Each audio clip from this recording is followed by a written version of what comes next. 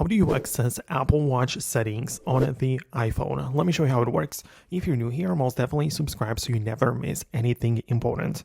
If you want to change the settings for the Apple Watch, but from the iPhone, it's ideal to utilize the Watch app, right? So on your iPhone, there's this black icon with the Apple Watch, and in there you control all of the things. Like you set up a new Apple Watch if you haven't already, but if you do, you can literally change all of the settings for your watch. So that is the place for the watch settings, but on the iPhone. So obviously all of the things like notifications, general settings, clock stuff, whatever, this can all be set up right here.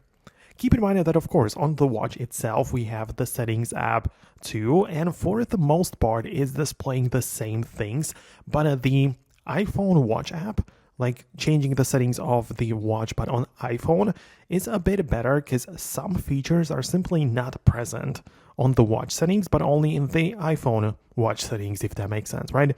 So I basically just default to changing settings on the iPhone only, as the screen is bigger and more options are available. And for example, if I want to change the app view, I can just change the arrangement at this big screen, and it's just much easier than on the small screen of the watch. So I always just use this to change the settings of my watch.